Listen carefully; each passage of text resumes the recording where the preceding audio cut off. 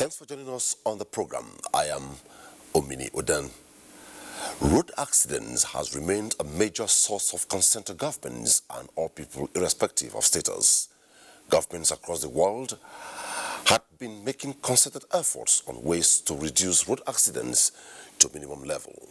Sometimes accidents on highways are on the increase as the year winds up due to high volume of traffic on the road with the attendant struggle for many to accomplish set goals before the end of the year.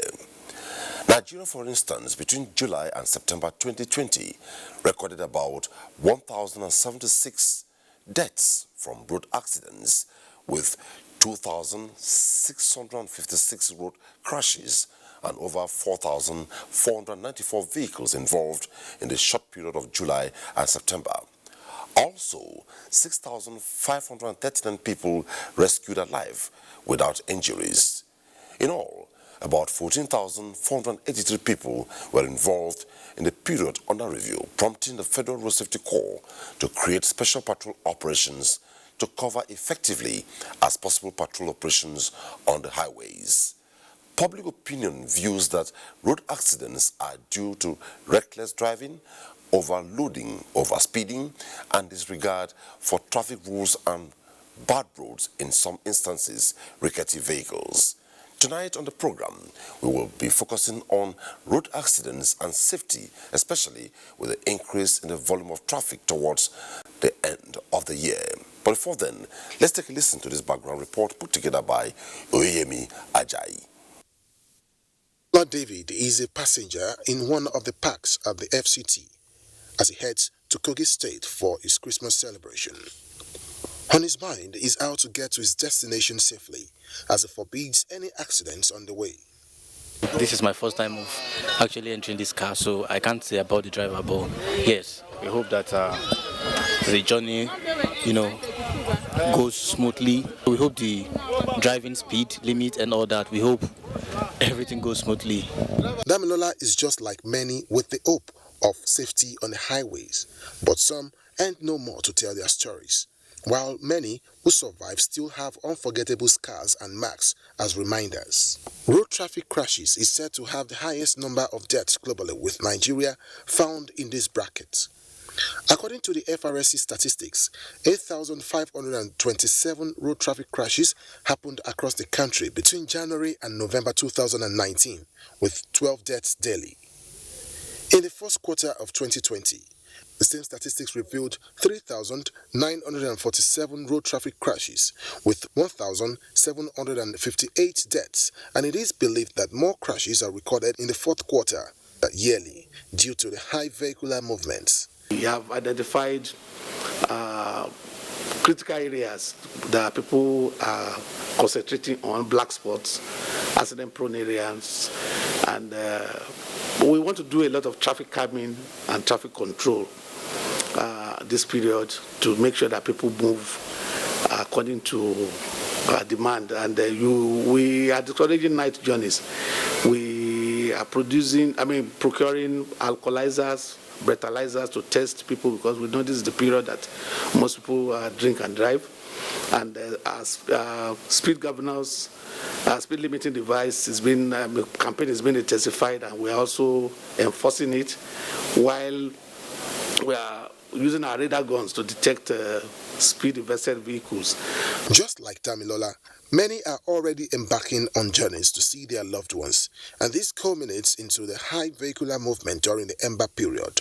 And now, cautions have been made to motorists during this period. I will call on the road users to make sure that they check these vehicles, these drivers, when they are on the highway, so that to make sure they are the qualified drivers that are supposed to apply our rules, so that to avoid any inconveniences or any accident on the highways. On their part, the FRSC will not be leaving any stone unturned in ensuring zero road crashes, as more enforcement and arrests will be made. Very soon we will close offices and do skeletal work where senior officers from the rank of deputy commander, even the commander, will have to be in the field to ensure that people comply with the rules and regulations. In the face of COVID-19, the safety protocols are said to be respected, including provision of sanitizers at parks, as well as physical distancing in vehicles. I want to confirm to you that we are still maintaining a social distance. And whenever you come to the motor parks, you have to make sure that we sanitize you before you come to the motor park. And before you enter the motor that you are entering, we have to make sure that we fumigating it. And also, I want to assure you that we are carrying only 3 passengers for center and the 2 for back, 1 for front. It is believed that if these measures are put in place and well respected, the likes of Damilola David and many other travelers won't have anything to worry about as safety becomes inevitable. In Abuja, Oyeyemi Ajayi. Oyeyemi Ajayi's background sets the tone for the takeoff of the program tonight, and at some point, our phone lines will be open. If we are true to you, please turn down the volume of the television set in making your point, and please be polite in the use of your language. Also tonight, you can be part of the conversation through our Twitter handle at TwitterLive NTA. In the course of the program, we shall also be taking reports across the country, all to keep us abreast of what plans are in place and how aware the motoring public is doing ahead of the end of the year. Tonight, I'm being joined across our studios by, right here, I have the Deputy Commercial Kayode Fanola, MNI, Deputy Commercial Operations. Good to have you on the program tonight. Thank you for having me. Wadata Aliyu Bodinga is the Directorate of Road Traffic Services, Federal Capital Territory. Welcome to Tuesday Live. Thank you for having me.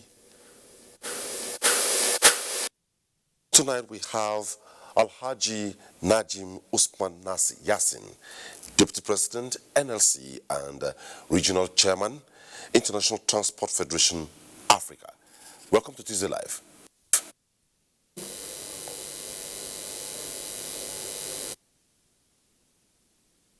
Okay, and we shall be joined via Zoom by Sam Smart as soon as the signal is up. I'm told it's not ready yet.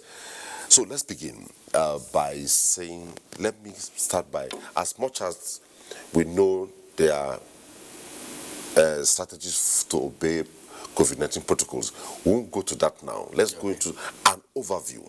All right. Would you say 2019, 2020 comparatively, is it an improvement or a regression? Traffic generally. Okay. Generally, we talk about traffic. Well, the year 2020 had been a very special year in the sense that immediately after the month of January, we begin to hear about COVID-19. And there is no way we are going to write the history of the year 2020 in terms of anything without mentioning COVID-19. It affected so much activities. So road traffic was a major victim of COVID-19. I tell you, there was a sudden drop in the traffic on the roads, and eventually government had to give order of a lockdown. And in fact, government stopped interstate movement, and they're allowing only agricultural items, pharmaceutical items, and so on. So that brought a drastic reduction in traffic on the highways, and then so it affected every other thing. The level of crashes dropped, and then it also affected a lot of interaction within the town. That is, intra-urban traffic was also grossly reduced compared to what it is on a normal day. So when you look at the year 2019 and 2020, in fact, there is no basis for comparison. In the year 2019, we had a normal traffic throughout the 12 months, 52 weeks. But for this year, traffic has suffered as a result of COVID-19. I mean, the traffic was not normal, because when you look at traffic, especially intra-urban traffic, it's like, as a human being, the blood that is running in you is what shows that you are alive. It is the traffic that shows that the city is alive. If you get out of your house in the morning, you come out and you didn't see traffic on the road, you didn't see movement of vehicles, people, cyclists, pedestrians on the road, you go back to your house. That means there is no life in that city. So suddenly COVID-19 took life out of the cities. Literally. So would that have been responsible for the low volume of accidents? Yes. Or is it even with this, it increased? So, but even with that, when you look at, we don't talk about it in absolute terms. It's absolute terms. We talk about in relative terms. For instance, on the average, in a normal setting, maybe average daily traffic on Lagos, Ibadan Road, let's say, average of 150 vehicles, per minute. That has reduced to maybe 10 vehicles per minute because of the restrictions. But those 10 vehicles are still getting involved in accidents. So we are now looking at the level of crashes where we had just an average of 10 vehicles per minute. So when you look at it from that angle, I tell you the crashes were still relatively high. Okay, let's go to Alhaji Najim before I take on the director of road traffic. Alhaji Najim, you coming from your position as the regional chairman, International Transport Federation Africa, what's your analysis regarding safety of our roads? Looking at it holistically, not just rickety vehicles, not just the roads, not just inexperienced drivers. What is your analysis of the safety of our roads? Thank you very much. The safety of our roads have to be, we have a very good road network, and because some of our roads, it needs government attention, which government have been trying its best, and those roads have to be put in place, because sometimes when roads are okay, you will find a very free flow of vehicles. And sometimes, because of the road how it is, it always cause people overspeeding, the drivers and whatever. So the safety of our roads is to make sure that we have some drivers who comply by the road sign, plying the roads. What are road users come in two categories? You have the motorists, you have the commuters, you have the drivers, you have the passengers. But what concerns your directorate is in terms of who qualifies, how good is driving. Would you say truly that what we have on the roads is a win-win, or just look the other way, we're on track? Well, thank you very much. I think we cannot say we are actually having a win-win situation. But win-win situation is achievable if, for example, everybody is ready to do his part. Just like what you said, we have the operators who are the drivers now on the wheels, and we equally have the commuters. And each one of them should actually be like a coordinator to the other. If the driver is not behaving so well, it's the commuter's right to actually come up and say, look, stop overspeeding with me. It's my right. Why are you overspeeding?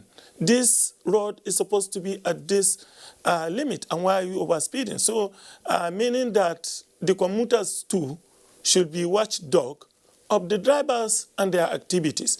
Because you will agree with me that the activities of driver, especially on the wheel, the behaviors, if you look within the city, the recklessness at which people beat traffic light, for example, and the way people are doing one way on major roads, you know that that is actually not acceptable.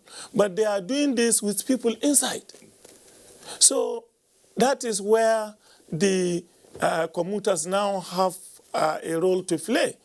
These commuters that are inside, somebody is toying with your life. So you have the right to tell the driver, no, you can't go against the traffic, you can't beat traffic light, or you cannot even do one way when I'm inside. If you are alone, quietly, if you fail to adhere, it's a different thing. So I think the commuters too need to actually add to what the road traffic agencies are actually doing on the road in order to ensure that we curb the excesses of this recklessness on our roads. Even in terms of the condition of vehicle itself, the driver, the commuter, can resist and say, I won't enter a vehicle that is not roadworthy. Bring another one that is good. Look at the tire. Look at everything so that you know you have a choice. And if all the passengers resist and refuse, then the operator has no option but to bring a roadworthy vehicle. So that is where I said both actually the driver and the commuters should put heads together so that we have a safer road. But I'm told that Sam Smart, professor with National Open University and Public Affairs Analyst, is joining us via Zoom. Is on now. Good to see you on the program tonight. Thank you very much. Still on you, please. What will you tell us is your appraisal of how safe our roads are, mostly as we approach the end of the year? Quickly. Very much. What I see of the road is the road network systems are actually overtasked. There are no alternatives to people traveling. The railways are collapsed. And so there's an excessive pressure on all the roads. And therefore, the state of the roads have become very precarious and unable to sustain the volume of traffic upon these roads, particularly when the end of the year comes and so many people have to travel either for Christmas or because their offices are no more open towards the end of the year. So I think the pressure on the roads have increased and therefore affected the quality of the roads. Some of them are actually poorly built in the first place. Every rainy season washes away roads.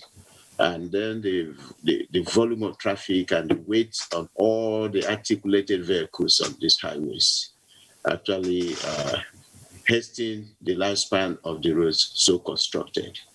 So in a nutshell, this volume of traffic and the poor quality of roads constructed across the length and breadth of the country, as well as, of course, the fact that there are no alternatives, increases a lot of risks on the highways.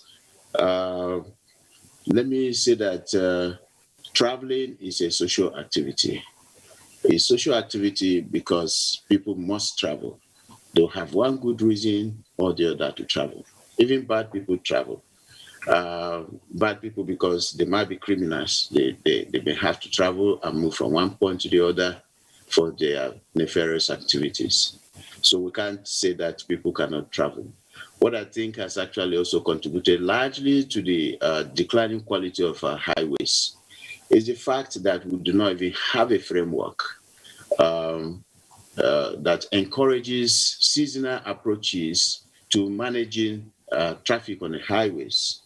Earlier today, I was talking about public safety and traveling, transportation, and actually the administration of transportation is a very critical element of public safety regulation. And it's the responsibility of a number of personnel, as we have them on this program tonight, particularly the VIOs and the Federal Road Safety Corps. Perhaps what I may want to add is the Joint Task Force that is made up of several other paramilitary and other security agencies. Now, the combination of these forces, this personnel, to a large extent does not also encourage free flow of traffic, particularly where they are supposed to be stationed and encourage public traffic movement. They are not there. So where accidents actually are likely to occur and have the kind of devastating effects that we saw in the background reports, you do not find this personnel there to ensure regulation on the speed. So generally, the quality of our roads, therefore, reflects a number of national issues, which range from the poor quality of the roads, overuse of the roads, and also lack of framework to know that particular seasons attract particular volumes of transportation and traffic. Therefore, those managing our roads should be able to intensify certain actions and provide certain resources, particularly personnel, that can aid in ensuring smooth movement of people. Of course, we cannot remove the factor of travelers, the traffickers. Of course, we use traffickers here very narrowly, so that doesn't suggest that we're talking of human traffickers on the highway. Let me hold it there for now. I'll come back to you. Back to you, Deputy Corps Marshal. Prof has raised a number of issues, but quickly, let me take you on the one of seasonal approaches to highways. Part of the reasons we did this towards the end of the year, you see this rush, people are rushing as the world has come to an end, which relates to what he has talked about, seasonal approaches to managing the highways. So let me ask this now. We're in December and towards January. Volume of traffic increases. How prepared, how ready is the Federal Road Safety Corps? What plans are in place? Let's leave COVID-19 for now. What plans are in place to ensure that our roads are safe, our motoring public have it easy to and through their destinations within this period? Thank you very much for this question. As usual, the Federal Road Safety Corps is prepared for this period. It is a special period for us and for the motoring public. So before the month of December, we have started preparing. Just even before the Ember month started, we do what we call road audits.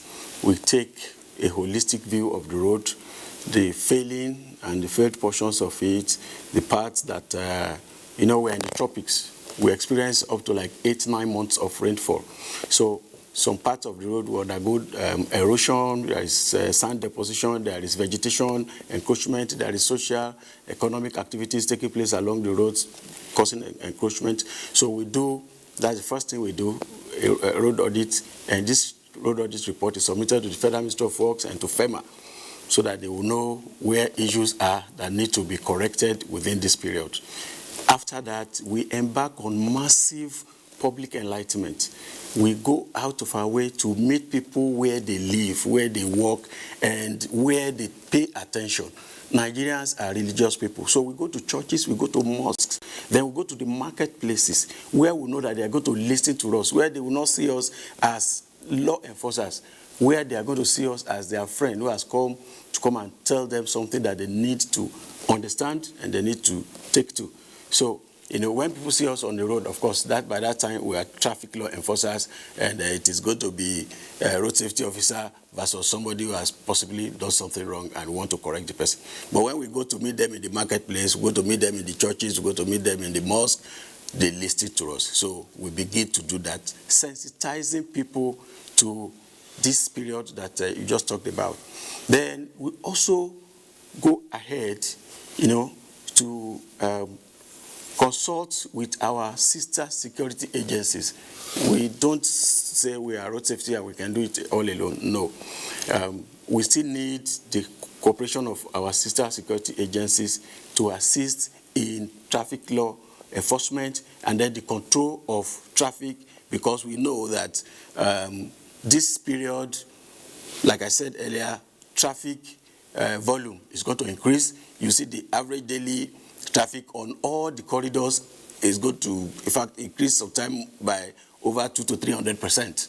And in fact, on the 23rd, 24th of December, you can see up to 500 to 600% increase in the volume of traffic. It's like, for instance, the whole of the city of Abuja, everybody will just wake up and begin to go to their village or villages. So we prepare for this, and we prepare for it not in the form of law enforcement, but rather through advocacy, enlightenment, letting people know that for you to be able to go to your state or to your village, to your local government, and come back safely, you have a role to play. Everybody has a role to play. So if the drivers play their role, the passengers play their roles, FRSC will play its own role, and our sister security agencies will play their own roles, then the roads become safer for everybody.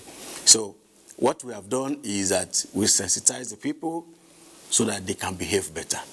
And it makes life better, easier, safer for everybody. When all the people, like the VIO officer said, that the passengers have a role to play. If they play their own role, the drivers play theirs, then FRSC will play its own role, and then the road is going to become safer for all of us. So for this period, that is what we have done, and which we are doing, and which we continue to do till we enter the new year. Okay, before we take our first report, let me take on Alhaji Najim again. Alhaji Najim, from what the Deputy Commissioner said, ensuring safety on our roads is a collective responsibility. The driver and the passengers. If the driver, for instance, is doing the wrong thing and the passengers remain mum, they don't complain, they don't raise alarm. Even when they see road safety officers on the road, they cannot say, this is what this driver is doing. What is your advice in this direction? In this direction is the driver, the passengers, they have to abide by the road sign. And during this period, this is a peak period, which there is a lot of movement from one place to the other because of the festival for the Christmas and the New Year. So my advice to the driver is that they should drive safe, they should not overtake, they should not be overspeeding, and they should not overtake where they did not see where there is bend. Because now this is Harmattan period is coming in, which there is going to be a lot of traffic on the highways. And then the passengers, if they find any driver is overspeeding, they can call his attention, because we pray for them to arrive safely, to arrive alive. So they should call on that driver that you should stop speeding. If you refuse, any next point where they met any security, the road safety, the security agencies on the highway, let them alert them that this driver is overspeeding so that he can reduce the speed. This is my advice to the drivers and also the passengers. We're going to take our first report, and when we return back, we'll continue with the Director of Routes, Traffic Services, FCT, and Professor Sam Smar. Our first report tonight is coming from Lagos. Cases like this in Lagos are not isolated, as daily reports of accidents are recorded in several parts of the state. From tanker accidents, commercial and private vehicles, and commercial motorcycles, whose operations, despite being restricted from the highways, have come back. Some residents, however, attribute road accidents to bad roads. Because sometimes people, because of the overbridge here, people are dying. For people, before they cross main road, they will look very well for them cross. The Federal Ministry of Works and Housing says massive investments have gone into road reconstruction and rehabilitation. It's like Lagos Ibadan. It's an intervention from PIDF, Presidential Infrastructure Development Fund, that is being used to put this road in place. There are other roads like that we are using PIDF for. Then look at Apapa Oshodi Oworonsoke. It's an intervention program. Then we also have the road that we are using to cook fund to do. Lagos or Tabekuta is one of them. On a recent visit to Lagos, the Corps Marshal of the Federal Road Safety Corps, Boboye Oyeyemi, noted that despite COVID-19, road traffic crashes have gone up. Lagos, according to the Federal Road Safety Corps, accounts for 40% of vehicular density in the country. And as the Yuletide approaches, the FRSC says more personnel will be deployed as it has embarked on massive driver enlightenment. Massive driver enlightenment as emphasis on that report. Quickly, we all now take another report from Port Harcourt, River State. Some people say has nothing to do with superstition. Rather, it is a period when Nigerian roads witness increased vehicular and human traffic, and usually comes with its attendant consequences resulting from bad attitude of drivers who disobey traffic rules and regulations and bad roads, among others. It therefore becomes imperative that drivers and road users must take advantage of safety campaigns and drivers' education to correct the wrong attitudes of driving to avoid road crashes. Today is the beginning of our intensive campaign on all Nigeria roads, which we normally call the Operation Zero Road Traffic Crash. You will agree with me, you have started seeing how the whole town and the whole state is becoming the state because people are coming back home.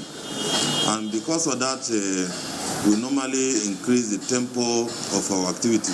Although officials of the Federal Road Safety Corps are contributing their quota to ensure that the rate of accidents is significantly reduced, it is also necessary for the government to intervene. In River State, we are also very soon going to embark on enumeration and registration of every driving school and instructors, and to see that they are in line with the program of the Federal Road Safety Corps and the program of the River State government. Some part of the road actually are bad because of collapsed infrastructure.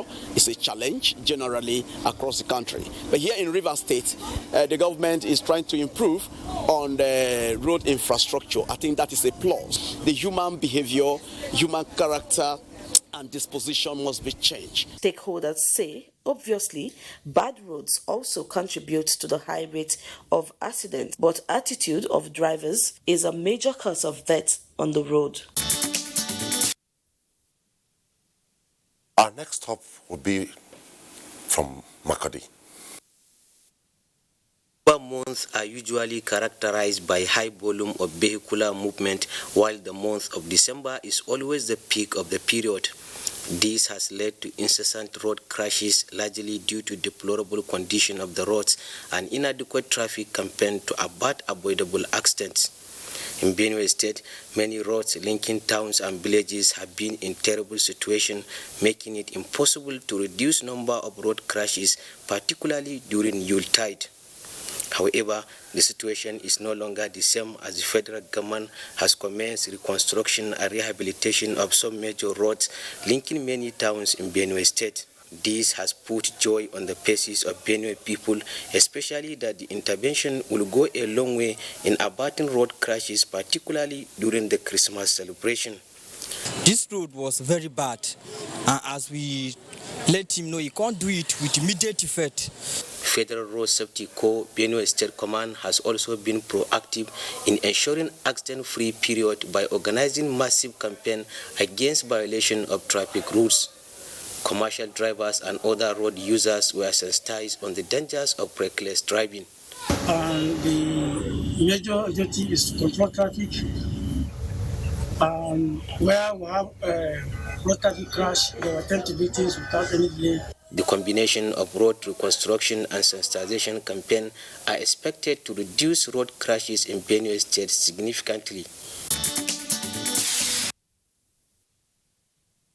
Reports dotting the landscape of some parts of the country. We'll take more reports in the course of the program. Quickly, let's go to Wadata. Wadata, from listening to the reports, what is your directorate doing regarding a check on those who qualify to drive and who don't qualify to drive? You still have cases, people driving on our roads, intracity, intercity, without driver's license. What are you doing about it? Yeah, the case of people who actually, when they are on the wheel, drive, and the way they drive when they are actually on test varies. That is where the attitude of human being himself matters a lot. Because when they come for the actual test to obtain the driver's license, you will see that from their houses, they are prepared. They behave well, they did everything well to be able to get the license. But immediately the license has been given to them, then they go highway and continue to behave in a manner that is dangerous, not only to them, but to other road users. And that is why there are law enforcement agencies on the road to curb such kind of excesses.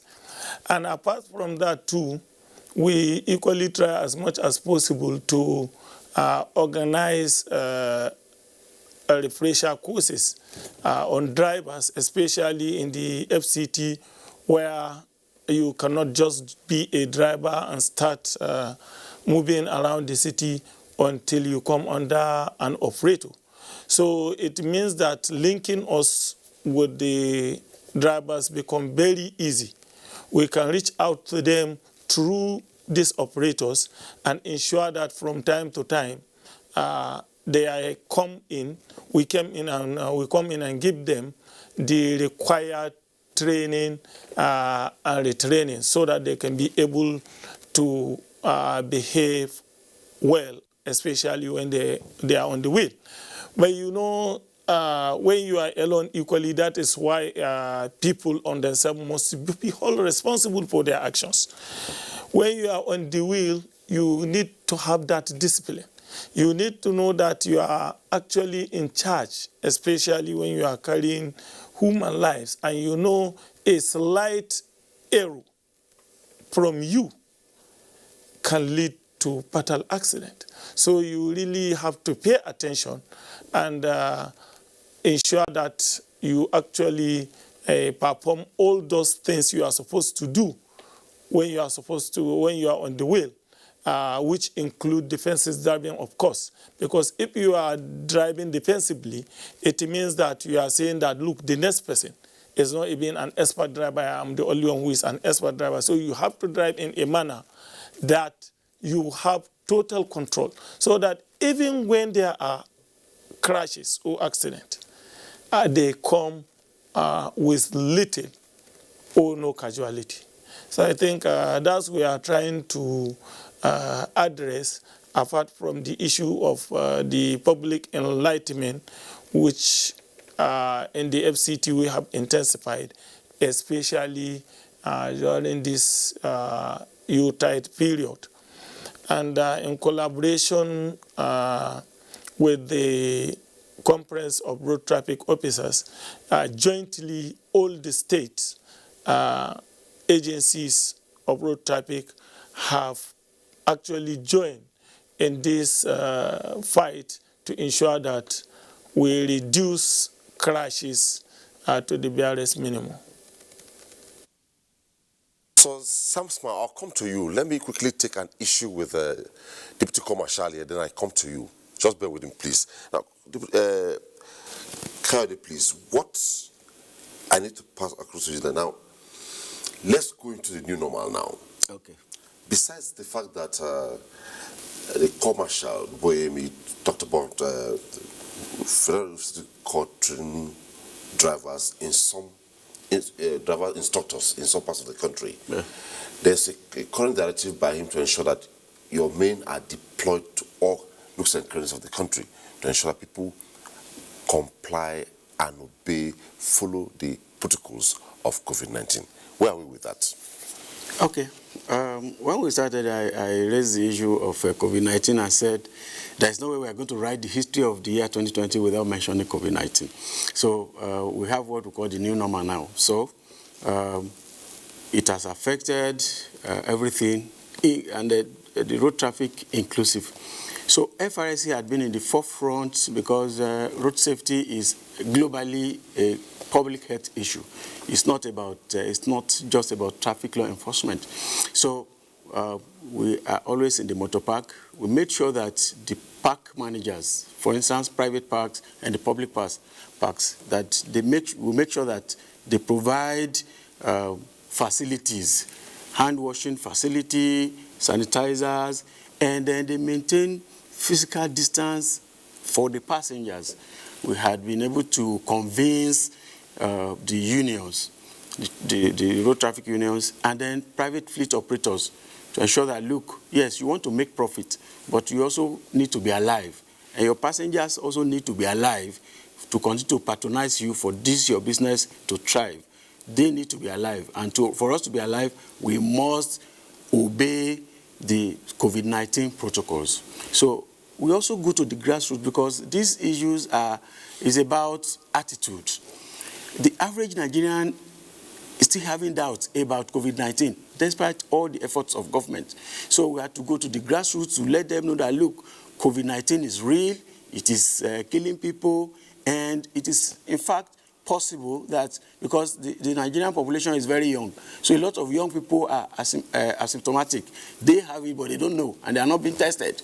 So he may not fall sick, but he may be giving it to people around him who are old or who have fundamental illnesses that will... Okay, so what we're saying is that FRSC has gone extra mile to be in the forefront of campaign to let people understand, because these people generally, they are the road users. They are the passengers, pedestrians, cyclists, and even the drivers. So if we're able to reach the grassroots, tell the people what to do, how to protect themselves, they will have protected the whole society. So our campaign has been geared towards letting people know that they have a responsibility to protect themselves and also protect other people. So on the highway, we ensure that we stop the vehicles at random to check whether people are wearing their face masks, whether the number of passengers comply with COVID-19 protocols. That takes me to the next question now. Yeah. Number of passengers comply with COVID-19 protocols. Yeah. Wearing no face mask. You still have cases as we speak. Yeah. Even right now, if you go to the streets, you find commercial vehicles applying the roads in total disregard to COVID-19 protocol. Vehicle is fully packed with passengers. They are not using their face masks. Even the driver not using face masks. How are you good about this? Okay. Like I said earlier, it's not about enforcement. It's about making people understand the fact that you have just one life to live, and that one life, you have a responsibility to protect that life. So when we approach people based on the fact that we are telling them that, look, your life is at stake, they listen to us better. Unlike when we try to stop them on the highway and it's a matter of law enforcement, then they look at you as it is me versus government now. So we have been going to places where we believe they will listen to us more. People don't want to listen to us on the road because when they see us on the road, they see us basically as traffic law enforcers who have come to enforce the law. Some of them businessmen who believe that we constitute a nuisance to them on the road. You didn't impound the vehicles? So no, we do when it becomes absolutely necessary. But however, I will tell you that in the parks, in the standard registered parks, there is high level of compliance. Where we have issues is, people who just stand by the roadside, taxis, Okada riders, who don't have a particular place where we can even talk to them. So those ones, yes, the level of compliance is very low. For the sake of the passengers who may not know, for an average vehicle, for instance, a taxi or a bus, let's just say a taxi. We're supposed to have one passenger with the driver in front. Given the new normal now, how many passengers are we supposed to have behind, whether inter or intracity? Okay, for a car, we expect that the driver, a passenger, and at the back, 2 passengers. Not 3. Not 4. Not 4. But so that distance. That seems not to be the case in most cases. Can be maintained. Yes, from the parks like I said, from the parks, the drivers' unions comply with these COVID-19 protocols. But where we have issues are, all those roadside, unorganized places where people just stop vehicles and enter. Some of the vehicles that load from the park, they will carry the normal passengers that we have advised them to carry, but when they leave, then they go and do something else.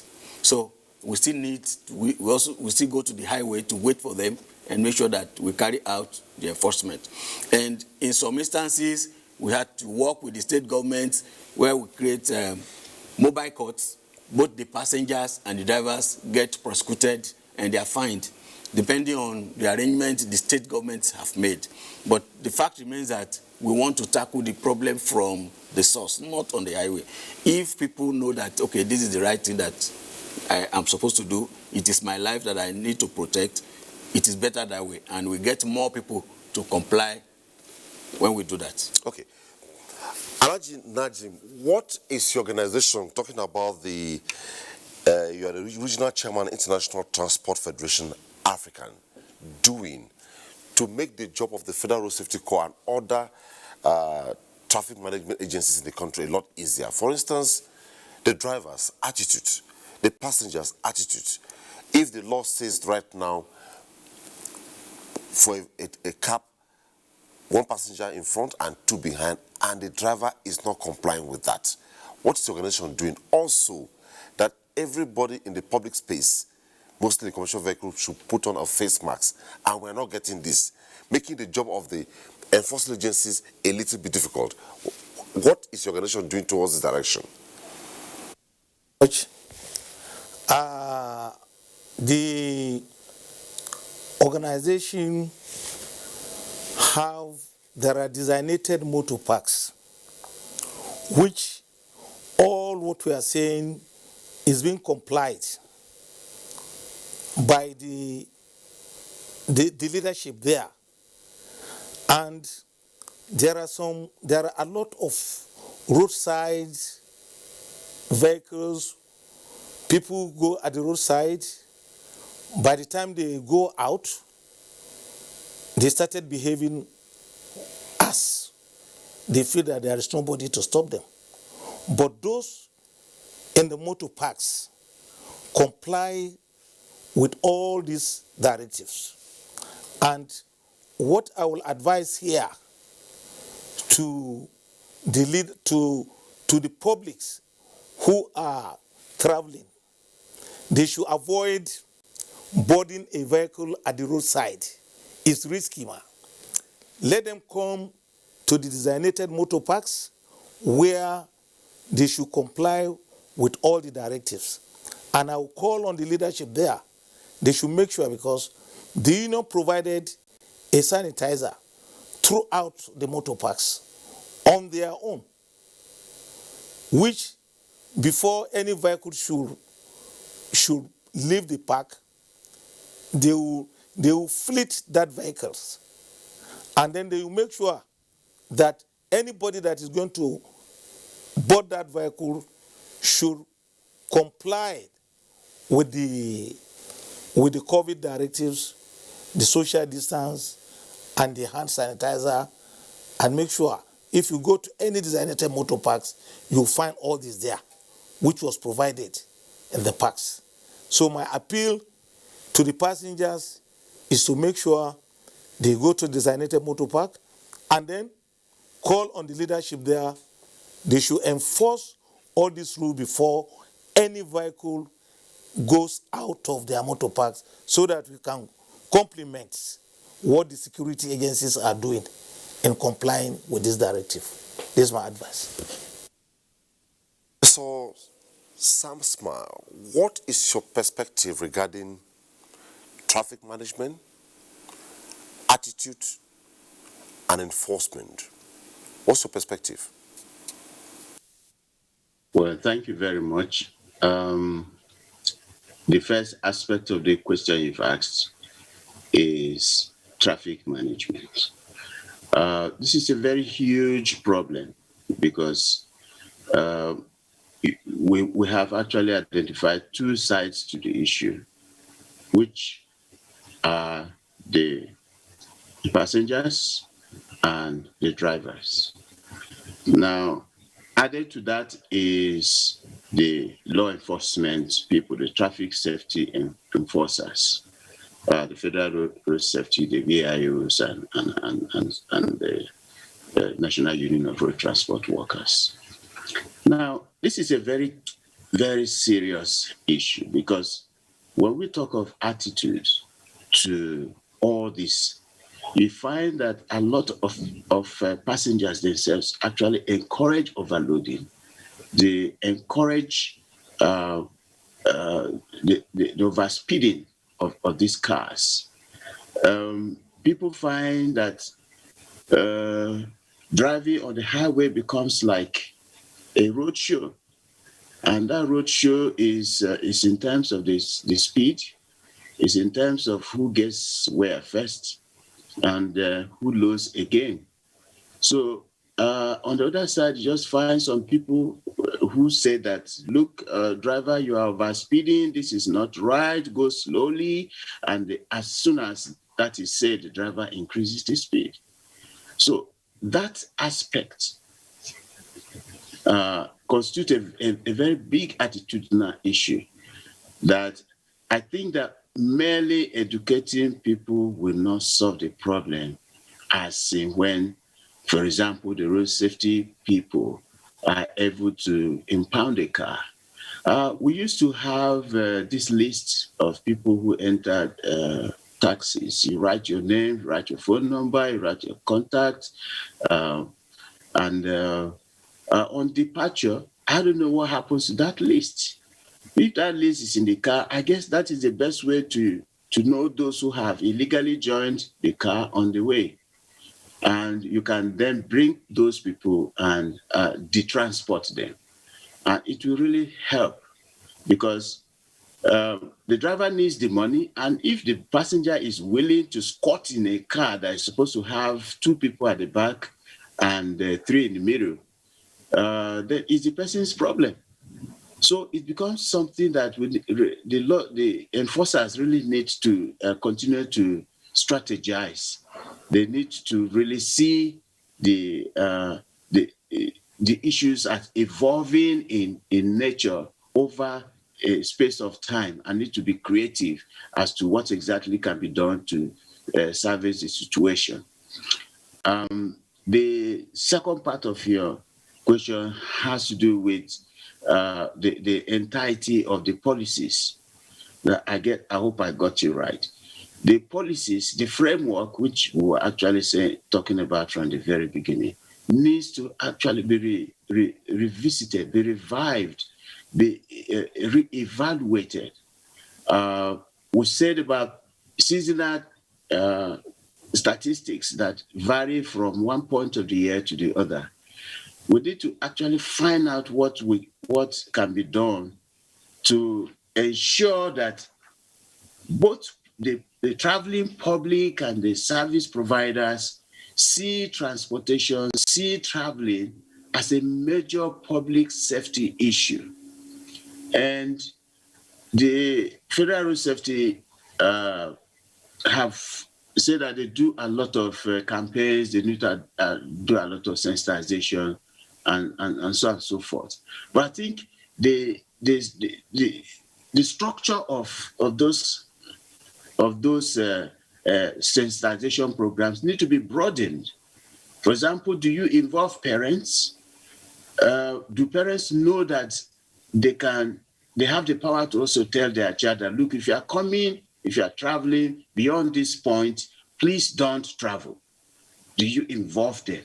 We need to involve them. We need to get parents to be decision makers in the life of their children when they are traveling, particularly when the volume of traffic is going to be possibly high. These are the things that I have in mind when I'm talking about the framework. The framework should be broad enough to include all the stakeholders, all the beneficiaries who travel. And this does not just stop at those who sit in the cars and the drivers and those who collect money at the motor park.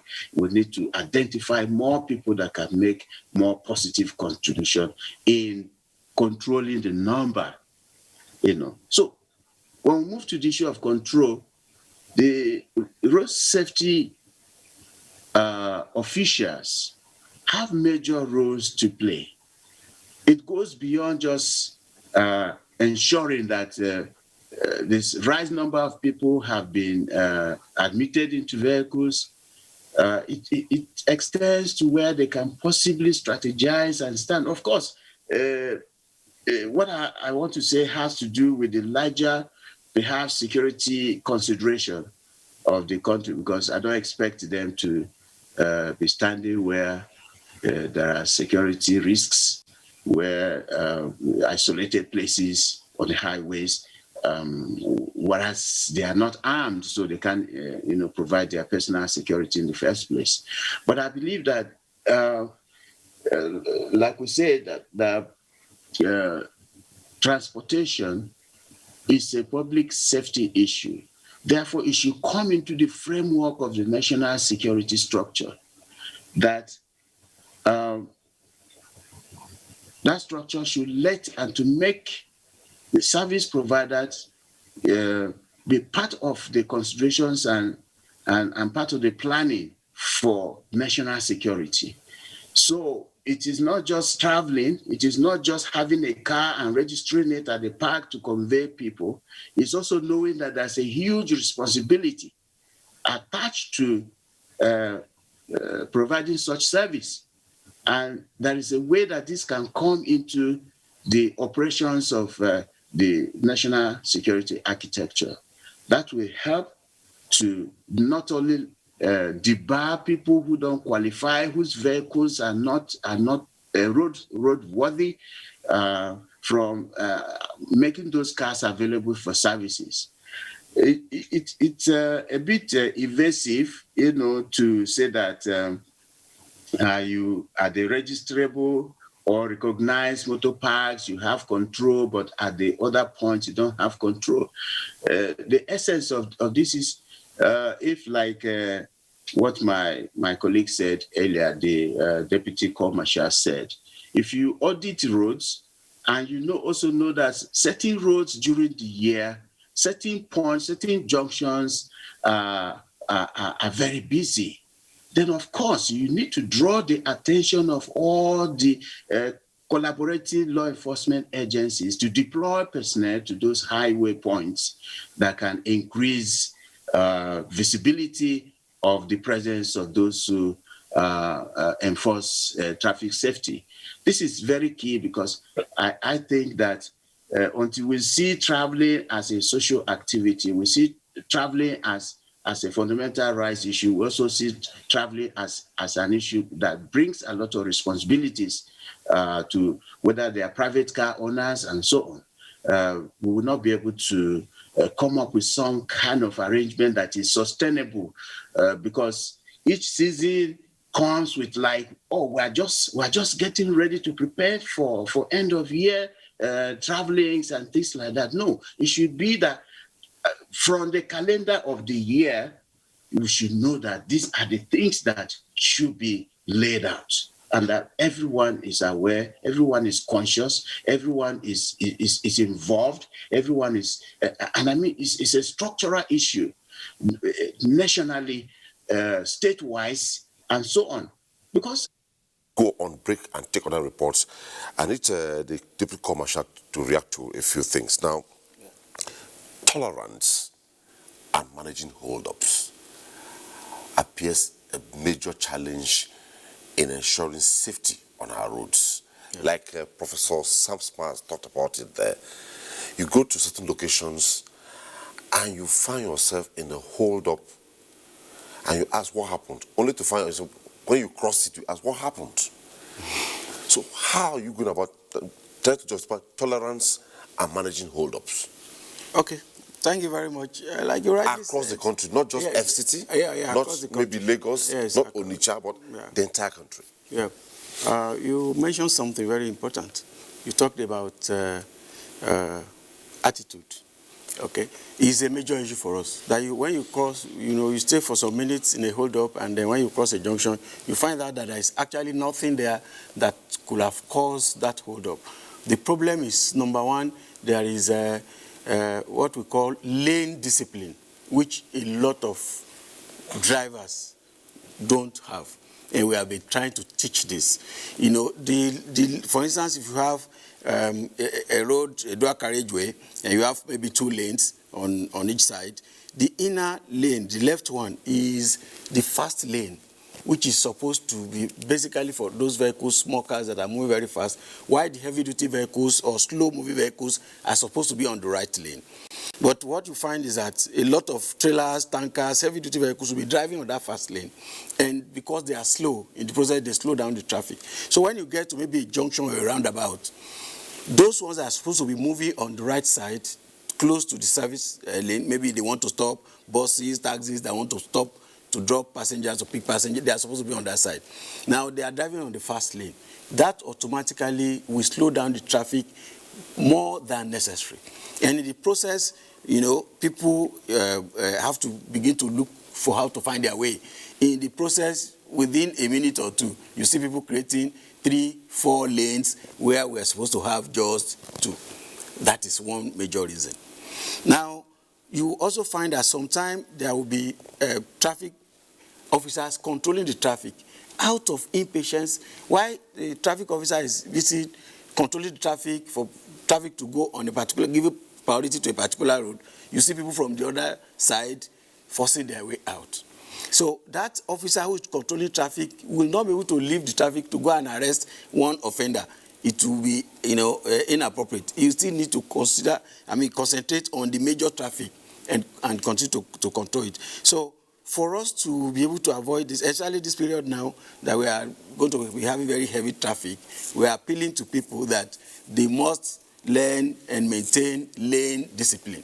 And that when you create extra lane, 2, 3 other lanes, and block people coming from opposite direction, you have also blocked yourself. Because when you block people that are coming from opposite direction, they cannot go, then you also will not be able to go. So we need patience. There are times when there could be maybe a vehicle has broken down and it is being removed, or it just broke down and the maybe road safety has not even come. The person whose car has broken down is even trying to come out. Before you know it, rather than people slow down and go by the right to move, you just see them creating 3 lanes. So what does the law say about this kind of deviance? Of course, when we catch such people, we are going to stop them, book them. Sometimes we enlighten them. If we have found that, okay, trying to arrest maybe 2, 3 people, you will delay 300, 400 other people. You quickly warn them and allow them to go, so that you don't make people, innocent travelers, to suffer for the offense committed by maybe 1 or 2 persons. So sometimes this is the philosophy of traffic management that a lot of motorists don't understand. They will say, road safety, look at that man. What have you done to him? In the process of trying to deal with that one man, you may have to leave your points where you have to help 100, 200 other vehicles to move freely and safely. So it is better to quickly caution that odd defiant and allow him to go, sort of, while you concentrate on controlling and managing the traffic. So, but however, where the situation permits, of course, we make sure that we deal with such people. If the need arises, we impound the car. We take them to our office, then they go through lectures in our office. We take them through highway code, like literally taking them back to school. Because, like I said, it is about... Do you have testimonies of those who are prosecuted and maybe have been fined or jailed if the need arises? Well, by virtue of the provisions of the FRS Establishment Act, virtually all the offenses there have specific fine attached to them. And when we issue you that ticket, you will see a section there that says, if you want to waive your right to prosecution, you can go and pay this fine. And more often than not, people prefer to go and pay the fine when they know that, okay, yes, I did it, I did this and it was wrong. So rather than allowing road safety to take you to court, you prefer to go and pay the fine. But of course, there are a few situations where the person say, no, I didn't do it, then we'll take him to court to be prosecuted. Then, like this period we have now, we are going to be having a lot of mobile courts at some very critical areas where we need to physically take the people before the law. Magistrates will be there, then we prosecute them. The reason for this is let people see that those who do wrong are being punished. That is also a kind of motivation for others to do the correct thing, seeing that those who did wrong are being punished. Okay. Our phone lines are open. You see it displayed on the screen, and also you can join the conversation through our Twitter handle at TwitterLive NTA. But that will be after the break. Stay with us.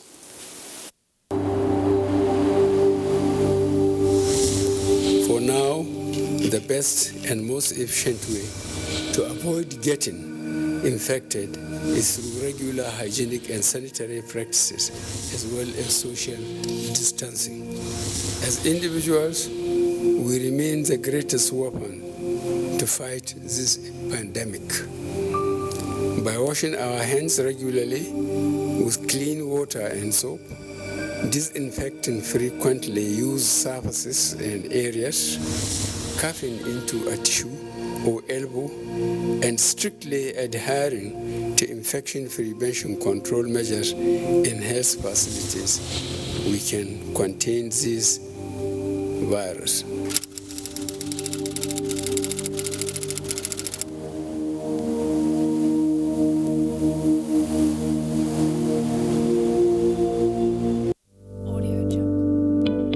Coronavirus is real. Steps to avoid this pandemic. Wash your hands regularly or sanitize your hands. Keep social and physical distancing. Avoid crowded places. Stay at home unless absolutely necessary. Don't touch your eyes, nose, or mouth if your hands are not clean. Avoid the spread of coronavirus. Coronavirus is real.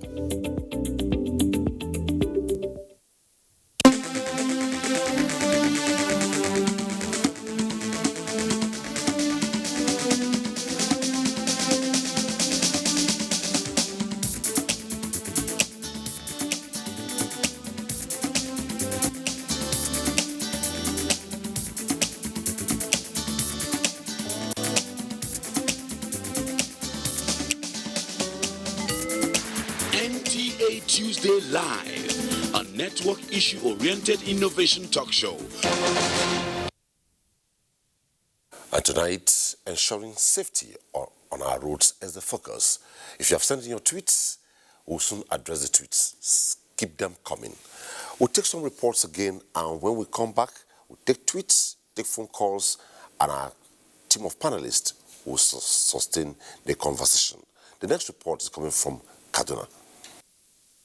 Nigerian highways witness higher vehicular movements, especially towards the end of the year and during festive seasons, a trend which sometimes results in gridlock. Gridlock is not the only challenge. Heavy traffic flow also accounts for many road crashes, which at times result to loss of lives and property. The construction of Abuja-Kaduna-Zaria-Kano Highway is meant to bring relief to motorists. The completed portions of the road are now open for free flow of traffic. During December, we used to have plenty hold up in Kaduna-Zaria Highway, but this time around, the road is empty. Alhamdulillah. Now, from now to Zaria, at least if you are moving 100 or 110, you reach Zaria at least that kind of 40 to 45 minutes. Compared to previous years, this intervention has reduced road crashes along the road. This year, some of the roads have been done, and the directional signs are there adequately now, as so drivers can know and how, where how to make use of their vehicles. So by and large, the roads, the accidents are less than last year, accordingly. The Federal Road Safety Corps Kaduna State Command says it has intensified sensitization and patrol to ensure accident-free Yuletide season. As many people will travel to celebrate Christmas and New Year with their loved ones, motorists are advised to obey traffic rules and regulations. Our next stop. In Nigeria comes with attendant traffic challenges, some of which include heavy vehicular movement and gridlock, as well as auto crashes. Already, the Federal Road Safety Corps, RS51 Edo State, has identified 10 flashpoints and 18 routes in the state, while also dividing the state into 15 different parts for robust traffic control in collaboration with other sister organizations. The local initiative which we put in place is that very early in the morning, we'll send our traffic operatives to those places before people will wake up. And also, we have a system which we will put in place that will be calming traffic also, so that people don't go on excessive speed. The public enlightenment is ongoing. The federal government, through the Ministry of Works and Housing, is carrying out special repairs on federal roads to make movement easy. The road construction has been on and they are ongoing. Make the road comfortable for the people and also to reduce the insecurity which the bus spot had caused.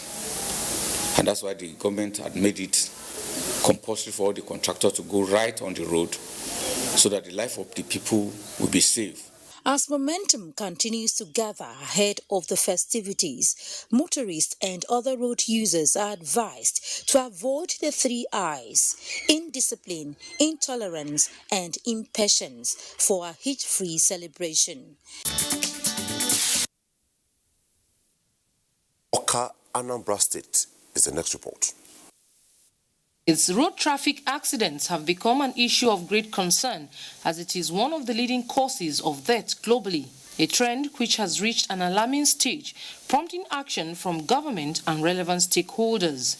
Therefore, efforts geared towards reducing road carnage on the highways, especially during festive periods, is a step in the right direction, with available records revealing that one of the major issues facing safety on Nigerian roads today is overspeeding and lack of concentration. It has become imperative for the Federal Road Safety Corps to intensify efforts to check the trend. Road traffic crash does not happen. There must be a reason for the crashes. And all road traffic crashes are avoidable and can be prevented. They are attributed to drivers.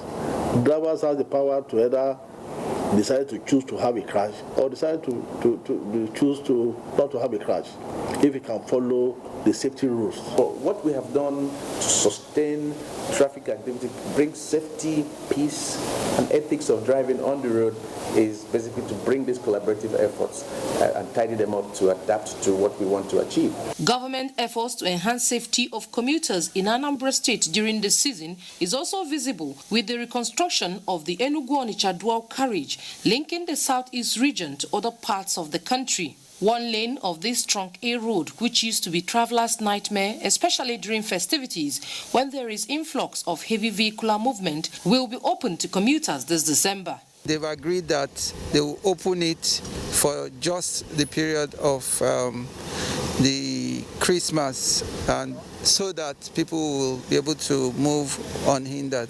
Although the number of lives lost in road accidents indicate a downturn in recent time as a result of government's massive investment in infrastructure, experts in safety matters say all hands must be on deck to ensure safety on the highways. Niger State is next. Niger State has the largest landmarks in Nigeria, which is why it has one of the longest routes of Trunk A roads, otherwise known as federal roads. Sadly, these roads have been in deplorable state, begging for urgent attention, especially of the federal government. According to the Federal Road Safety Code, statistics of road carnage in the state from January to November this year totals about 321 crashes, an increase in the number of auto crashes on Nigerian roads. Stakeholders argue that they are not as a result of deplorable condition of roads, but lack of compliance with traffic rules by some road users. Obey the tempo traffic rules. Knowing how to drive, know behind your mind that you should drive to be safe. No matter how bad the road, all I know is all roads in Niger State are passable. You may find it difficult to pass it, but we are making sure it's passable. Sometimes in Nigeria, when the road is bad, it reduces accidents. I'm made to believe that the better the road, the more accidents, because our drivers are not cultured. The mechanical factor, the human factor, and also the environmental, which is the road. So, but mostly, in every 10 accidents, certainly 7 is human factor. Quite a number of the crashes that we have recorded here. A major factor is what we refer to as speed limit violation. When you are moving in a road that has potholes and some other challenges, the highway code also stipulates that in such situation you are supposed to apply common sense speed limit. For both commercial and private road users, stakeholders advise that traffic rules are adhered to, particularly in the Uletile, with heavy traffic flow to prevent negative consequences, even as road reconstruction is ongoing. We're not done yet with reports. We'll take more reports after we sustain the conversation tonight. Now, a couple of tweets have come in. Before I go to other guests, the first one is particularly addressed to the Deputy Corps Marshal. It's coming from Luther King 03. It says, "Good evening. I want to ask Mr. Kayode Fanola if Niger State, particularly Bida and Mokwa axis, are part of the motor park sensitization he talked about, because they normally carry 8 passengers, including the driver, in a small car, and are either arrested and are neither arrested for overloading." How do you react to this? Well, thank you for that question. It's part of why we're here, to know what is going on in specific environments.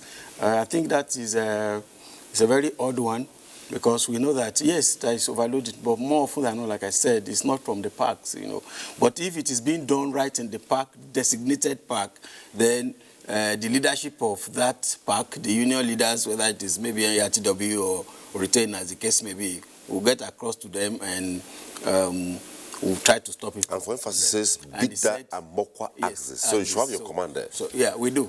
So we'll deal with the matter appropriately. Okay, the next one, quickly before I do to other panelists, is Buba Yaza.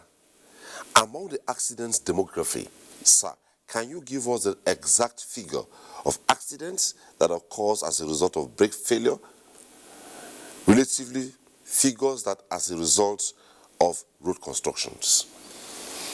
Okay, good question.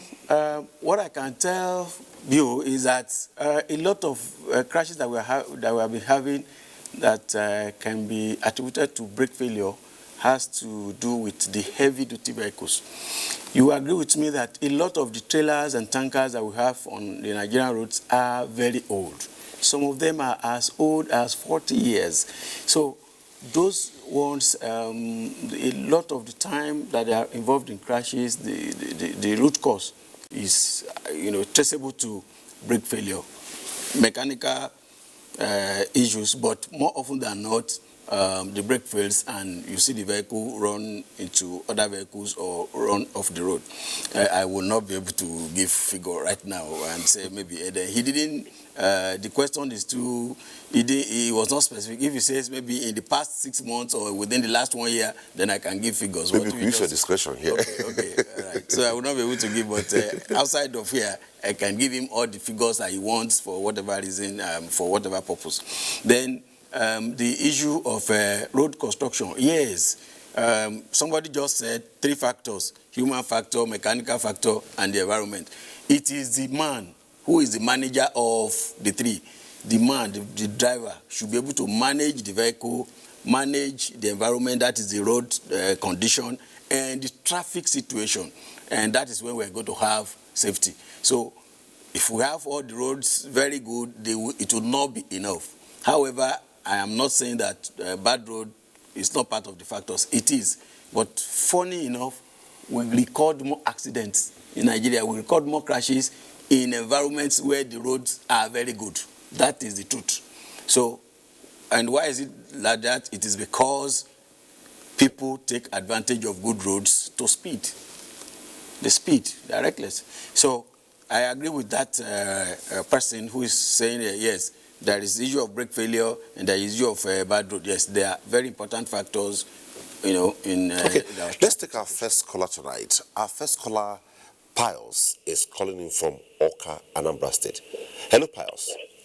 Yeah, good evening. Good evening. I want to say that we, the road users, we majorly prefer road safety when they are on sensitization course, especially when they put on that their apron, directing motorists, clearing the roads, directing traffic. We prefer them, and this is the best thing they will do for us this Christmas season. Instead of enforcing the law, most often when they're on the road, we see them as revenue collectors. That's the job we see they do. They are more of collecting revenue for the government instead of sensitizing people. How else will you explain why they will be at the back portion of the road, back portions of the road, trying to catch motorists not using seatbelts? So ask yourself, which one is more dangerous, the bad road or the seatbelt? I think the seatbelt will prevent you from maybe harm when something happens. The bad road can cause something to happen. So if they will help us, let them put on their apron, go to where there are heavy traffic, conduct traffic there, direct motorists. If there are diversions, better use of the road than trying to check seatbelt or those other things. Nobody wants to die. Everybody prefers his life. Thank you so much. Thank you, Pius. Pius called in from Oka, Anambra State. Maybe you just need to react quickly before I go to another panelist. Okay, that's a very good citizen. He's advising us that we should, this particular period, we should concentrate more on enforcement. No. He's saying that we should wear our apron. He's referring to reflective jackets. That's what he called apron.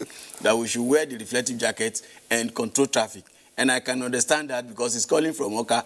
You know, this period, the corridor from Asaba through Onitsha to Oka is always very hectic. You know that my brothers from the southeast, nothing will stop them from going to their village to celebrate Christmas and the end of year. That is when we have a lot of town union meetings, weddings, chieftaincies, and things like that. So we have prepared for the traffic for that corridor. And I'm assuring him that he will see all our staff wearing that apron that he talked about. We are also going to have our volunteer group, the special marshals, will join us. We are also having other people joining us. We have our sister security agencies, they are joining us. We are going to make sure that people will be able to drive safely and without any obstruction to reach their villages wherever it is in this Nigeria, this period.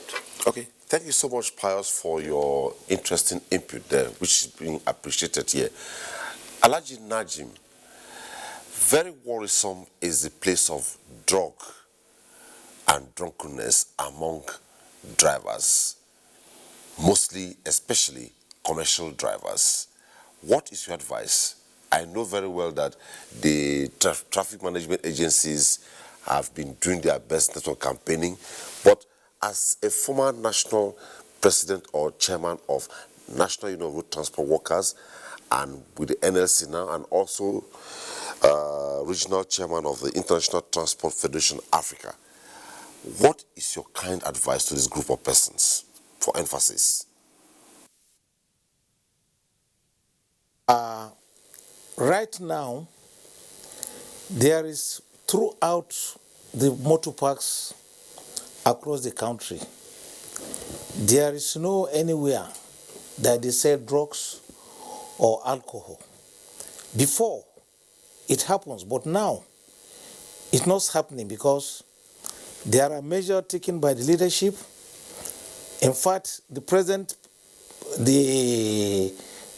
president of the union have gone through almost about 3 zones.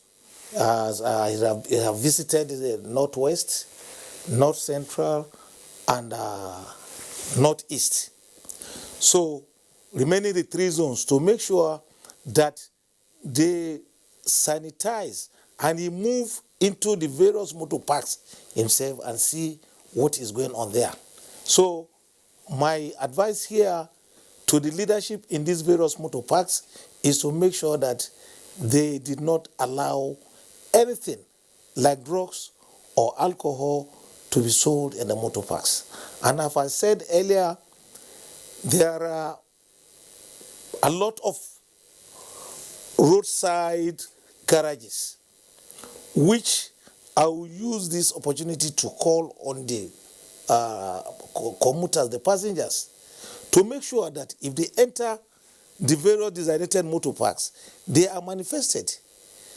They are manifested, and the Federal Road Safety Corps, who they are going to be on the highway, should enforce this manifest and ask any vehicle that it doesn't have manifest, let them book that vehicle. So that, because it's very important, because this manifest is what will give us the number of the people inside that car, and which the driver will have a copy. We have a copy at the park and a copy to where he's going to. So it's very important to the commuters to make sure they board a vehicle in the designated parks and they have been manifested before they embark on any journey. Samuel from Lagos, but I hear he has dropped the call now. Let's go to Wadata. Wadata also worrisome in discussing ensuring safety on our roads is the problem or the challenge or the hydra headache problem of drivers beating traffic lights. I don't know of other cities, but it's a common phenomenon. But in the FCT mostly, beating traffic lights. What is your directory doing about this? I had mentioned that challenge when we started this discussion, and I will still mention it again now that we have brought it.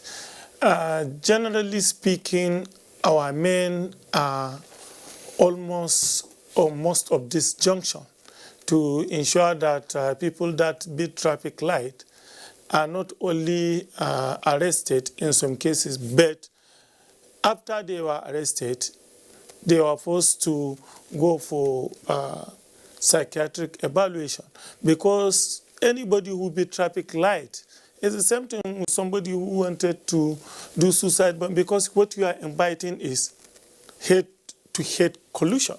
Because if you beat traffic light, then somebody is coming in, definitely you are inviting him. So you need to actually be examined whether you are physically and mentally fit to drive in the first instance.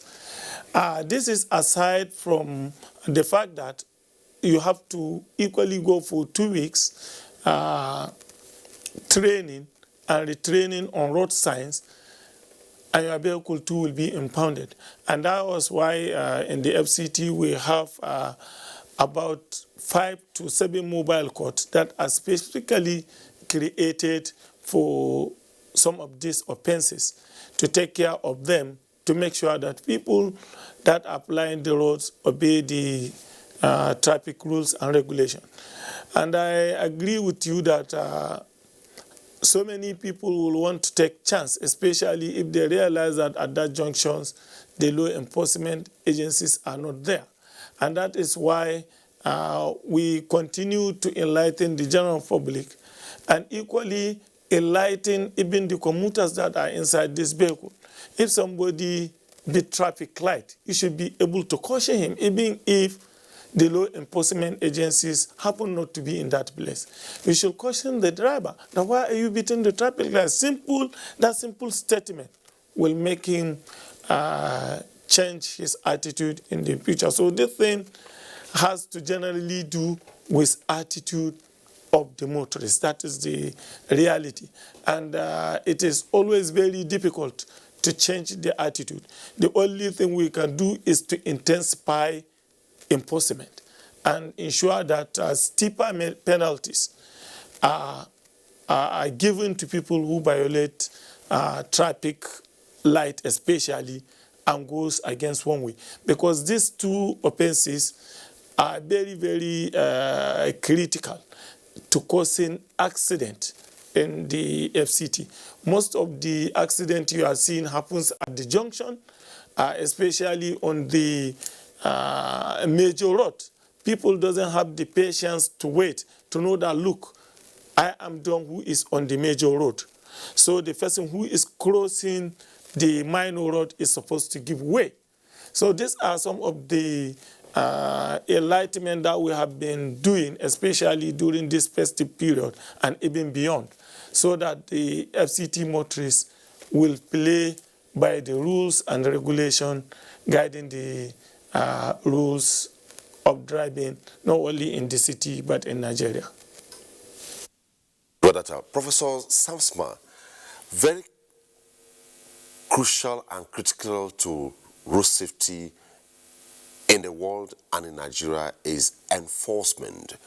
And listening to the Director of Road Traffic Services speak and also the Deputy Commissioner speak, enforcement is key here. But how would a road safety officer, for instance, is on operations, is supposed to arrest and prosecute or enforce or give tickets? He's standing on the roadside, no vehicle, no facilities. You have raised the issue of facilities here, like the VIO talked about enforcement of those who beat traffic. The man is on foot, and the man beating traffic is driving. In what way can this be handled, beside what government is doing? We know that government is trying its best, but we have other groups, maybe in the private sector, maybe through corporate social responsibility.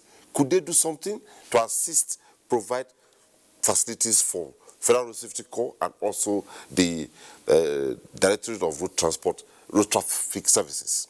What could be done? Yes, yeah, you've mentioned it, so let me just expand on that. That is that the Road Safety Corps and all the other road safety managers, their various agencies actually need to, I kept talking about framework, because it is very, very key. This aspect of infrastructure, facilities, to enable effective enforcement of road regulations, so traffic regulations, is very, very key. You watch programs, or you travel abroad, or you see where they take transportation as a major public safety issue. There's a lot of investment. So it is the responsibility of these agencies to actually look for special funding, whether an endowment from the private sector or government increased funding to be able to secure the facilities that are actually required for effective enforcement. For example, if you talk of driving on drugs, or you need to actually test drivers So it's even beyond psychological testing. You need to actually identify that this person is driving under the influence. And if he's driving under the influence, the penalties are there. And then you need to also have the capacity, the equipment, the infrastructural facilities to be able to detect overspeeding. You don't have to be out there, but by stopping a car and connecting your equipment to the vehicle to tell you the speed that this car has been running on previously. So and that's what we are really lacking here in this country, that we actually have exposed more of this traffic enforcement personnel to risks, rather because we did not equip them properly. And like you said, they don't have enough vehicles. And can I even say that they don't have enough personnel? Because if it is a major national concern, that traffic management becomes part of increasing our population, increasing our diversity, increasing our productivity.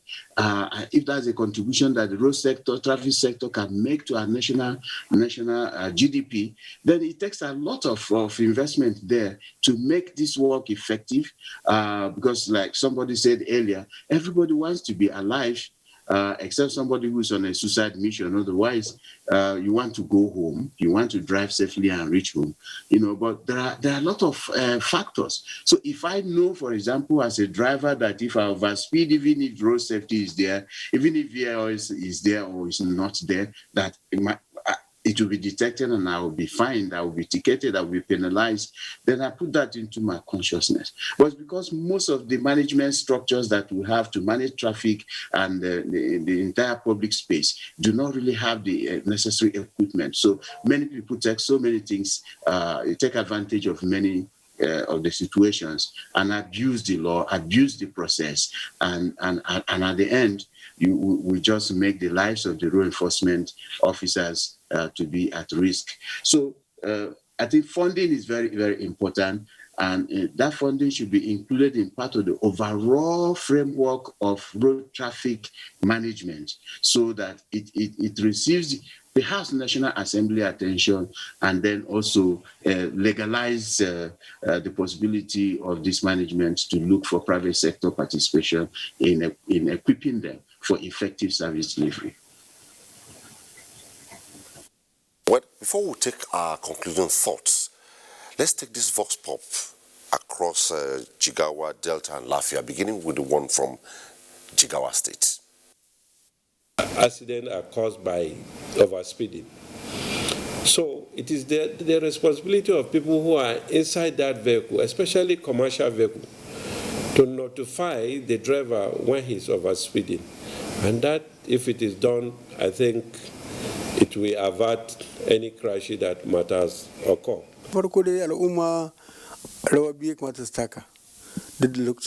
Citizens have a lot of roles to play when booking a vehicle. They should avoid overcrowded vehicle and alert the union if the vehicle is not good to go. It's their right to ensure that if they board a vehicle, that the drivers don't overspeed and then don't drive dangerously, so that when accidents happen, they are affected. It's their right to ensure that these drivers are not reckless. It is equally the responsibility of the drivers to ensure that they move from one place and get to their destination safely by obeying traffic rules and regulations. It's good for passengers when they come to the station, if they look at a car and they discover that the tires are worn out or the car looks rickety like that, they should, inform the people there that they would not like to enter that car. And the same thing, if they see that the driver looks, somewhat drunk or intoxicated, they should alert other passengers. It's next. Travel, and maybe they have a target So they will tell the driver, now please, I have to be in a Benin around 25 minutes or 20 minutes, so the driver will now be speeding. All the road users, that all of them have to be calm and be disciplined. Let them have patience in anywhere they are going. Welcome is better than sorry.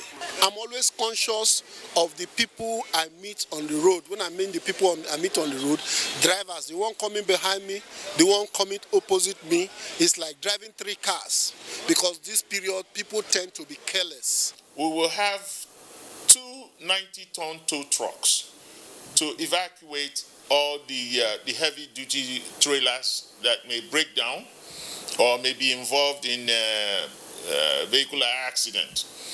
You don't move out from the park without testing the brake. We have those mechanical checks that you must do before leaving.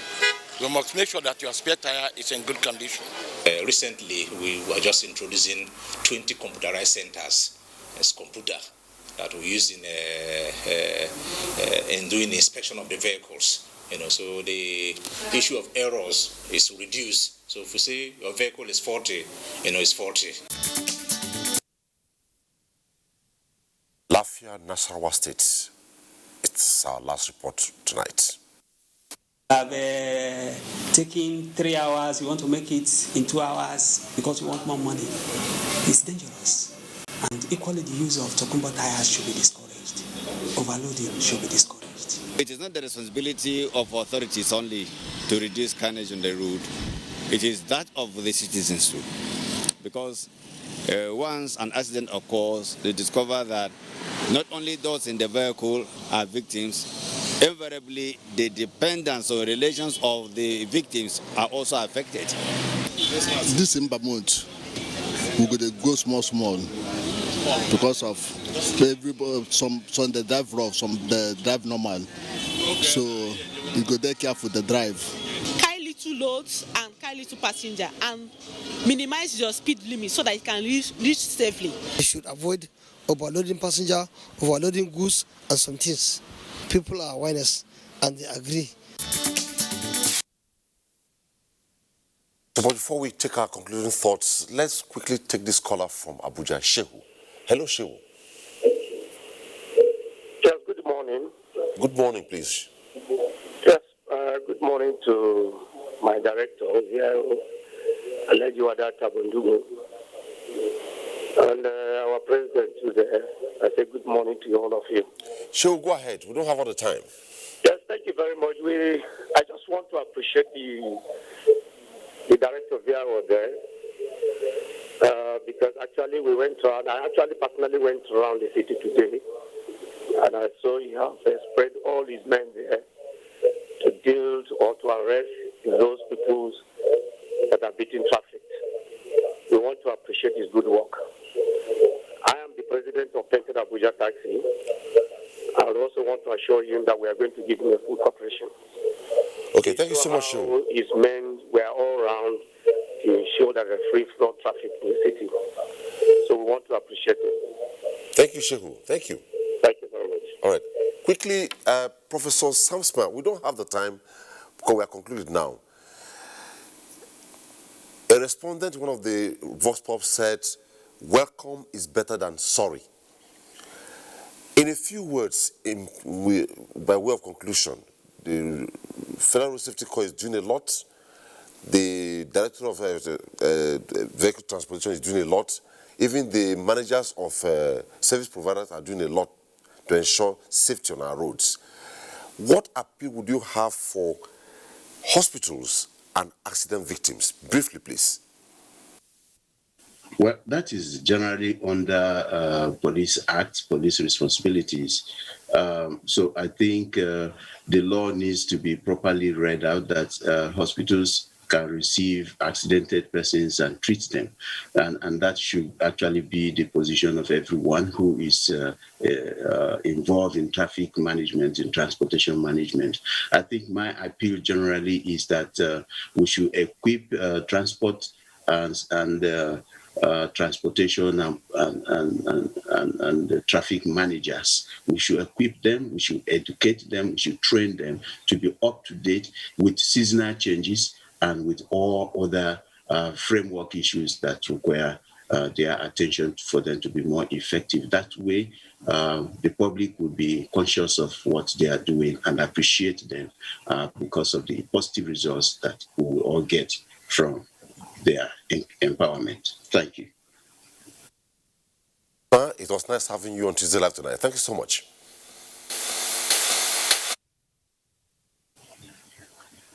Alhaji Najim, in conclusion, as we move on, we hope that by the end of the day, we move into 2021 successfully.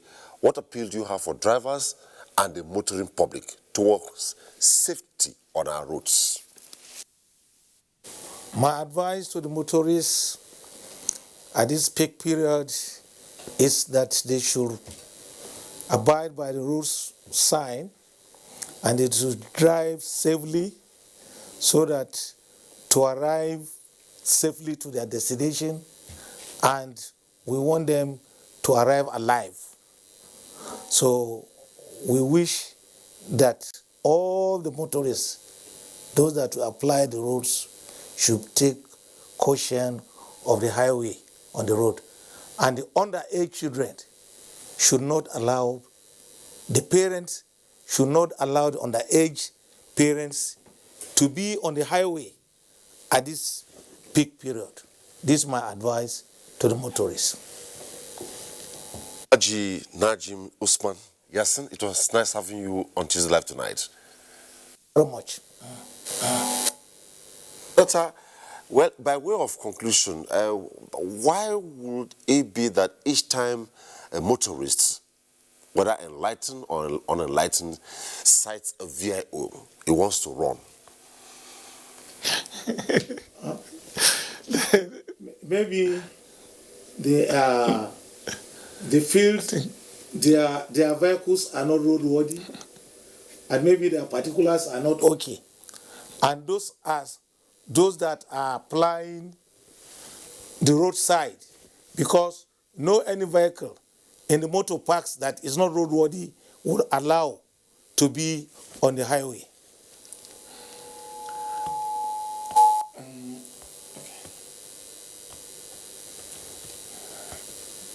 What? We are still on? Yeah.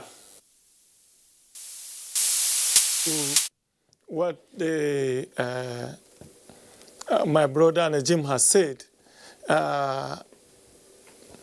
anybody who has his complete document and his vehicle is roadworthy, he actually doesn't need to do any U-turn by simply citing a VIO. I have seen such action happening, even personally when I'm driving on my own personal vehicles, yes.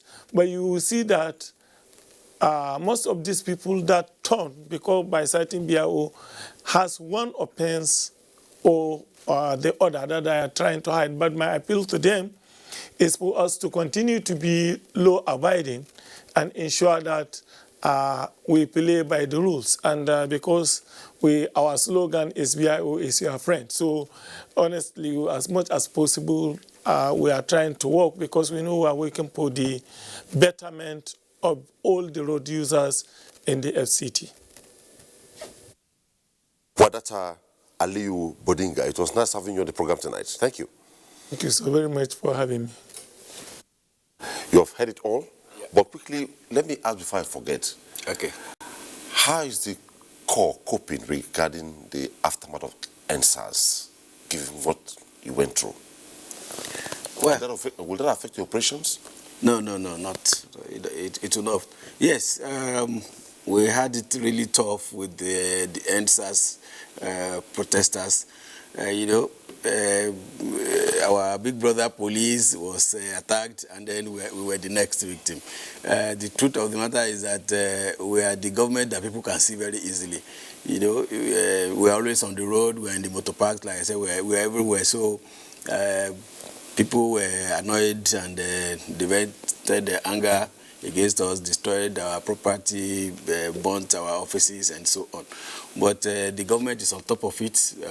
The work that could be repaired or replaced immediately has been done, and we are ready for our end-of-year special operations. So the NSAS disruptions will not disrupt our operations. And we also had some good Samaritans who had come as individuals to help in replacing some of our very critical infrastructure. We also had some civil society organizations that has also assisted. But I tell you, it is not just maybe the office and the facilities there that make the road safety. It is the personnel. And we thank God we were not injured, we were not affected. I mean, our personnel were not affected. So they are ready, they are good to go. We are going to be there. We are assuring Nigerian road users that they are going to have a safe 2020 end of year. But like they will say, let's hear from the horse's mouth. Yes. I asked Dr. Sam Smith this. Yeah. Let me also ask you. Okay. We have had cases where accident victims die because of the attitude of hospitals where these accidents occur. What appeal do you have for them, and what does the law say? Just for emphasis before we go. Well, it is true that it has happened in the past, but it doesn't happen these days any longer. When we carry out rescue, we take people to the nearest available medical facility. Sometimes it will be government facility, sometimes it is a private medical facility, but we have good cooperation with from all the hospitals that you can find along the major highways. However, there is a section of the FRSC Act that punishes any hospital that rejects crash victims. In fact, the fine is about 50,000 naira, but it doesn't happen too often. If there are crashes and we take people to hospital, they accept them. However, hospitals are not of the same capacity. Sometimes the doctors quickly come out and they see that the facility they have cannot take care of that crash victim. They will tell us that the degree of injury this person has sustained, we will not be able to. So rather than just admit the person and allow the person to die, they quickly tell us, then that is not rejection. They are advising us to take the person maybe to a teaching hospital or to a federal medical center, which we understand we will do. But to say maybe they reject, no, it doesn't. I know you have said that has not happened recently. Just for emphasis, yeah. What if a particular hospital is not overwhelmed by a lack of facilities, they reject an accident victim? Yes, I said there is a section of our act that empowers us to prosecute that hospital, the management of that hospital, and that is what we'll do. Okay, let's talk to the psychology of motorists now. Okay. We have, everybody's a driver. I'm a driver. I'm sure you're a driver. Yeah. Why is it that when I sight a road safety officer, I quake? Can you work on our psyche? Are you there to fight or you're there to be friendly? You know, I said at the beginning that that's why I said we go to the grassroots, we go to look for people in their comfort zone. We go to where people will see us from another perspective, from another angle. You know, I said, when they see us on the road, they say they are. Some in the course of avoiding you end up having accidents. Well, I don't know. But what I know is that, for instance, the commercial vehicle drivers have a way of signaling to each other to tell their friends that road safety guys are there. How can this change? You know, well, if that will bring safety consciousness, then I don't want them to change. If that will make them to become safety conscious, do things correctly, if it takes that, then it's okay. You know, so sometimes you need to understand, like you said, the psychology of the motorists, that they believe that the road safety, the traffic law enforcers are there. I think it is good for us, just like as pupils in those days, when we see our teachers, we quiver somehow. You look at your shirt, if you didn't talk in, you talk in properly. If there is something that is, you know, that your teacher will complain about, you quickly adjust yourself. I think it is good if that will help us to behave well and ensure safety of lives and property on our roads. Okay, so there's no need to be afraid of road safety? No need to be. Road safety is your friend. The way they tell you police is your friend, road safety is your friend. Okay, that's it on Tuesday Live. Thank you so much, Deputy Commissioner Kayode Fanula, MNI. Thank you. It was not having you on the program tonight. Thank you very much. I appreciate That's it on Tuesday Live tonight. We looked at ensuring safety on our roads. Thank you for your tweets, and thank you for your call, and also the appeals you made. On behalf of all of us, don't forget to stand with the NTA to fight against rape and rapists. Bye-bye.